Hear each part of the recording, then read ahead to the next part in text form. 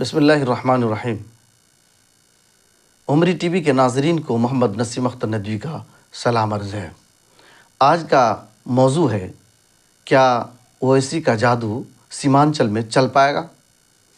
بہار کی سیاست میں مسلم ووٹ بینک کی اہمیت کو نظر انداز نہیں کیا جا سکتا۔ جہاں مسلمان آبادی تقریباً 18% ہے، اسد الدین اویسی کی قیادت میں آل انڈیا مجلس اتحاد المسلمین نے 2020 کے انتخابات میں 5 نشستیں جیت کر اپنی موجودگی کا اعلان کیا تھا۔ حالانکہ بعد میں 4 MLA RJD میں شامل ہو گئے۔ اب 2025 کے بہار اسمبلی انتخابات جو 6 اور 11 نومبر کو ہوں گے اور نتائج 14 نومبر کو میں MIM ایک تیسرا فرنٹ تشکیل دے کر واپسی کی کوشش کر رہی ہے۔ یہ رپورٹ MIM کی ممکنہ نشستیں، حکمت عملی اور سیاسی اثرات کا جائزہ لیتی ہے جو اویسی کا جادو کہلاتا ہے۔ یعنی کیا اویسی مسلم ووٹوں کو متحد کرنے کی صلاحیت رکھتے ہیں؟ 2020 میں MIM نے BSP اور راشٹریہ لوک سماج پارٹی کے ساتھ اتحاد کیا اور 5 نشستیں جیتیں جو زیادہ تر سیمانچل علاقے کشن گنج، ارریہ، کٹیہار اور پورنیہ سے تھیں۔ تاہم 2022 میں 4 MLA کے RJD میں چلے جانے کے بعد صرف 1 MLA اختر الایمان رہ گئے۔ MIM پر الزام لگا کہ یہ سیکولر ووٹ تقسیم کر کے BJP کی مدد کرتی ہے، لیکن اویسی اسے مسترد کرتے ہیں۔ اب پارٹی کا دعویٰ ہے کہ وہ مسلم اور پسماندہ طبقات کی آواز بنے گی۔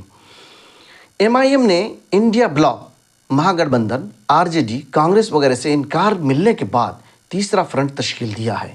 16 اکتوبر 2025 کو اعلان ہوا کہ MIM چندر شیکھر آزاد کی آزاد سماج پارٹی اور سوامی پرساد موریہ کی اپنی جنتا پارٹی کا اتحاد ہوگا۔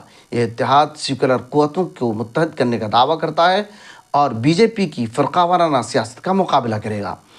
MIM 35 نشستیں، آزاد سماج پارٹی 25 نشستیں، اپنی جنتا پارٹی 4 نشستیں، کل 64 نشستیں جو 243 رکنی اسمبلی کا حصہ ہوں گی۔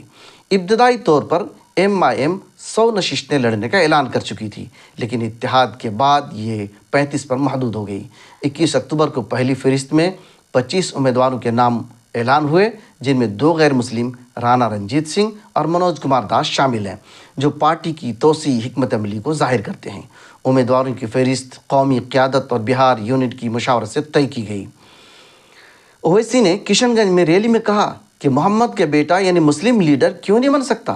بہار کا وزیر اعلیٰ اور YIP چیف وکسیا ساہنی پر طنز کیا۔ وہ RJD کے ساتھ اتحاد کی خواہش رکھتے تھے، لیکن لالو اور تیجسوی یادو سے جواب نہ ملنے پر آزادانہ لڑنے کا فیصلہ کیا۔ MIM کی توجہ سیمانچل پر ہے، جہاں مسلم آبادی زیادہ ہے۔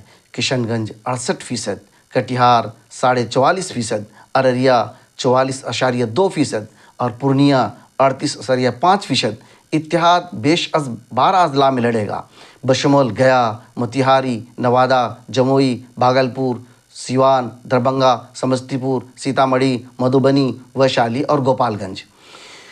سیمانچل میں 10 سے 15 نشستیں ممکن، کیونکہ 2020 میں یہاں کامیابی ہوئی تھی۔ تجزیہ کاروں کا کہنا ہے کہ MIM BJP کی امیدواروں کو چیلنج کر سکتی ہے، لیکن RJD کی وجہ سے ووٹ تقسیم ہو سکتا ہے۔ مجموعی طور پر 35 نشستیں لڑنے سے 5 سے 10 نشستیں جیتنے کی امید ہے، جو RJD کے ساتھ سودے بازی کی پوزیشن بنا سکتی ہے۔ تاہم کچھ سروے GVC پول میں NDA کو 120 سے 140 نشستیں ملنے کی پیش گوئی کی ہے، جبکہ MIM کا اثر واضح طور پر دیکھے جانے کی بات کہی گئی ہے۔ اویسی نے حال ہی میں سیمانچل کا دورہ کیا اور مسلم ووٹوں کو تیسری متبادل کے طور پر متحد کرنے کی اپیل کی۔